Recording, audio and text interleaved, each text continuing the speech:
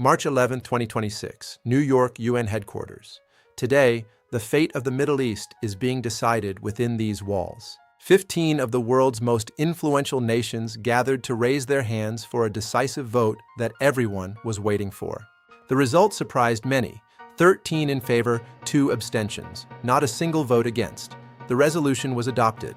The UN Security Council adopted Resolution 2817, a document demanding that Iran immediately cease its fire. This is already the 12th day of a full-scale war that has literally redrawn the political landscape of the Middle East. This war has already managed to reshape the region, leaving behind scars that will take decades to heal. But what lies behind this unity? Why did Russia and China ultimately choose not to exercise their veto power? And will this paper change anything on the actual battlefields where explosions still ring out? Let's break it all down. It all began on February 28th, when the US and Israel launched Operation Epic Fury. Thunder struck instantly. The United States and Israel initiated a massive military operation. Iran's response was immediate and fierce. Iran responded with massive strikes of missiles and drones, and the target was not just Israel, but the entire surrounding region. 7 states came under fire at once. This became the largest escalation in the region in recent decades. In the Omani port of Salalah, fuel reservoirs burned for several days, the result of a direct hit from above. In Bahrain, critical oil facilities in the Muharraq province were attacked. The region's economy began to bleed. Iranian drones fell dangerously close to Dubai International Airport. 4 people were injured and panic began to spread. The world shuddered when news broke. An Iranian projectile had hit the Burj Khalifa, the symbol of the region's success. Iranian President Pezeshkian issued an apology, citing chaos following the death of Ayatollah Khamenei. But the IRGC stated the opposite. Attacks on U.S. bases will continue. The civilian government has lost control over the military. How was this resolution prepared under such a deep crisis? Diplomacy was working at its very limit. The resolution was introduced by Bahrain on behalf of all 6 Gulf Cooperation Council states and Jordan. They were joined by 135 other states, a record number of co-sponsors in the history of the Security Council. The Bahraini ambassador stated clearly, "This region is the lifeblood of the global economy, and its protection is a collective global responsibility." In parallel, Russia introduced its own draft. Moscow called for immediate negotiations without naming any specific perpetrators. However, the American side blocked the Russian text. A battle of drafts and wording began in the United Nations. Russia's draft did not condemn the strikes on Arab nations. For this reason, some council members deemed it insufficient. Let's turn to the vote itself and the positions of the parties. This was a moment of truth for global diplomacy. The text of 2817 is tough. It demands an end to attacks, condemns strikes on civilians, and confirms the right to defense.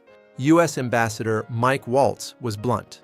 Iran's strategy to sow chaos and hold its neighbors hostage has clearly backfired. London called the resolution's adoption a clear signal. Britain reaffirmed its full support for the sovereignty of the Arab nations.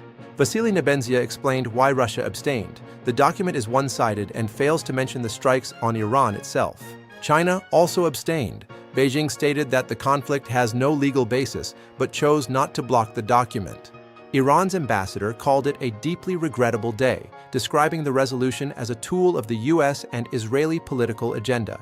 What does this resolution really mean for the world? Will it become a real tool or just remain a piece of paper? Legally, it is a binding document. Now, the demands on Iran are part of the system of international law. The question everyone is asking, will Tehran comply? We will find out in the coming hours and days. Without the consent of permanent members, there is no enforcement mechanism. Russia and China have not supported sanctions. Nevertheless, the support of 135 states is a powerful political signal to Iran. The world is united in its demand. The Gulf countries have received what they needed: international legitimacy for their right to collective self-defense. The resolution exposed an internal rift in Iran.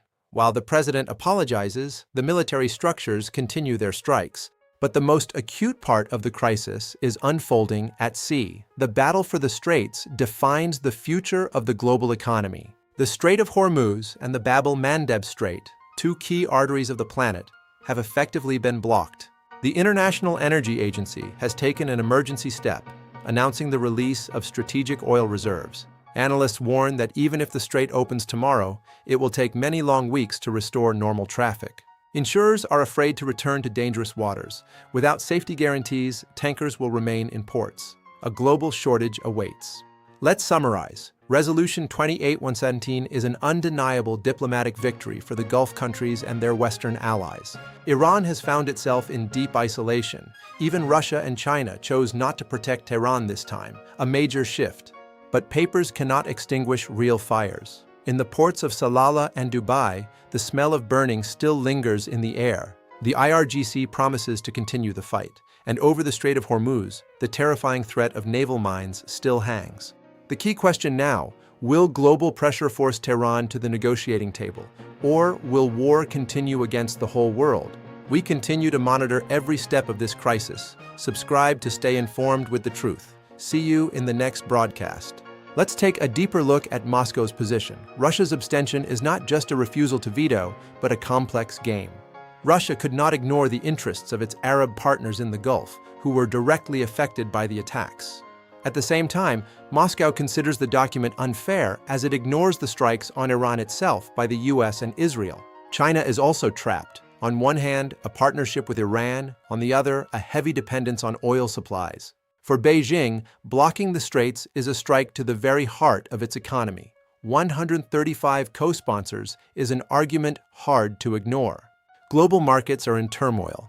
The price of oil has already broken the $120 mark, and this is only the beginning. Remember, 1/5 of all global oil passes through this narrow passage. Any delay here is a global catastrophe. Bahrain and its neighbors are determined. They are no longer willing to tolerate their territory being used as a target zone.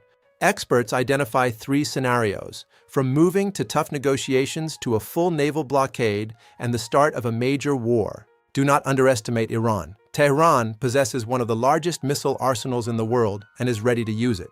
The radical wing, represented by the IRGC, may deliberately sabotage any attempts by the civilian government to reach a deal. The future of the Middle East is being decided today not in UN halls, but in the shipping lanes and missile silos below. This crisis has become a real test for the United Nations. Is it still capable of maintaining peace on our planet? History is cyclical. We have seen such resolutions before, but never has the world been so close to a global collapse. Analysts from Energy Aspects warn the global oil market is not ready for a prolonged blockade of the strait. This is a shock. We will monitor how Iran responds to this ultimatum. Tomorrow, a completely different reality may emerge. What are your thoughts on this situation? We await your comments. Subscribe and hit the bell. Stay safe. See you soon.